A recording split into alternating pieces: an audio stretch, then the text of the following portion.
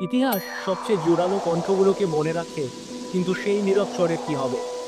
তাদের কি হবে যারা সবকিছু উজাড় করে দিয়েও ইতিহাসের পাতায় হারিয়ে গেছে? আপনি নেতাজি, ক্ষুদিরাম, মাতঙ্গিনী হাজরাকে চেনেন, কিন্তু যদি বলি সবচেয়ে সাহসী কিছু বাঙালি স্বাধীনতা সংগ্রামী ইতিহাসের পাতায় আজও শুধুই এক নিঃশব্দ ফিসফিসানি। আজ রাতে আমরা উন্মোচন করব তাদের গল্প, শৌর্যের, আত্মত্যাগের এবং নির্বিচার প্রতিরোধের কাহিনী। এই গল্পগুলো শোনার দাবি রাখে একজনের নাম, রাসবিহারী বসু। কিন্তু না, যাকে আপনি জানেন তিনি নন, বরং এক অদৃশ্য হাত, যিনি ব্রিটিশ সাম্রাজ্যের ভিত্তি কাঁপিয়ে দিয়েছিলেন। আর তিনি একা ছিলেন না।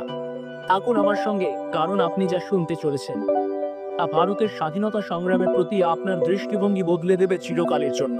এক, ব্রিটিশদের আতঙ্ক।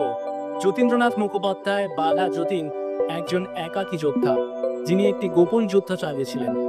এমন এক ব্যক্তি যিনি পশুর মতো শিকার হয়েও শেষ নিঃশ্বাস পর্যন্ত লড়াই চালিয়ে গিয়েছিলেন। যতীন্দ্রনাথ মুখোপাধ্যায়, যিনি বাঘা যতীন নামে পরিচিত, শুধু একজন লড়াকু ছিলেন না, তিনি ছিলেন এক কৌশলী এবং ভবিষ্যৎ দ্রষ্টা।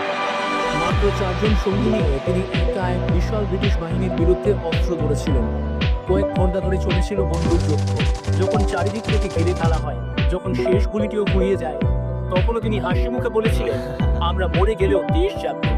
কিন্তু যতীন একা ছিলেন না, ছিলেন আরো একজন, এমন এক নারী যার কলম ছিল এক বন্দুকের মতো শক্তিশালী। 2, লড়াকু কবি।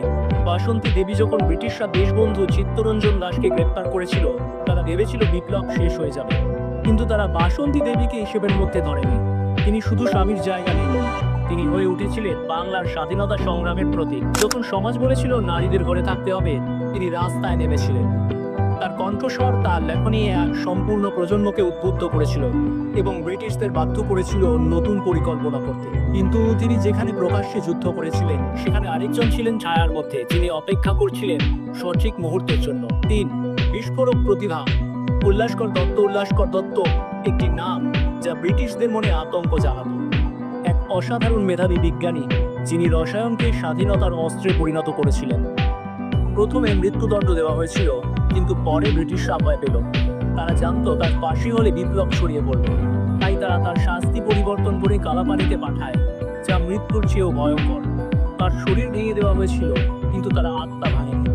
মুক্তির পরও তিনি একইভাবে দৃঢ়ভাবে বলেছিলেন, আমি কোনো অনুশোচনা করি না। এবং তারপর সেই মানুষটি, যিনি অস্ত্র নয় বরং ধারণা দিয়ে ব্রিটিশ সাম্রাজ্যকে কাঁপিয়ে দিয়েছিলেন। 4, যে রাজমুকুট প্রত্যাখ্যান করলেন, প্রফুল্ল চাকি। প্রফুল্ল চাকি একটি নাম যা প্রায় হারিয়ে গিয়েছিল ইতিহাসে। তার লক্ষ্য ছিল ইংরেজ ম্যাজিস্ট্রেট কিংসফোর্ডকে হত্যা করা, কিন্তু একটি ভুল বদলে দিল সবকিছু। পলানোর সুযোগ ছিল, কিন্তু তিনি বেছে নিলেন সম্মানের পথ। যদি বন্দী হই, ব্রিটিশরা আমাকে কষ্ট দেবে, তাই তিনি নিজের জীবন শেষ করলেন, কিন্তু তার মৃত্যু জাগিয়ে তুলল একটি জাতিকে। বিপ্লব শেষ হয়নি, এটি শুধু হাতে বদলেছে। আপনি কি করবেন? শেয়ার করুন, তাদের গল্প বাঁচিয়ে রাখুন।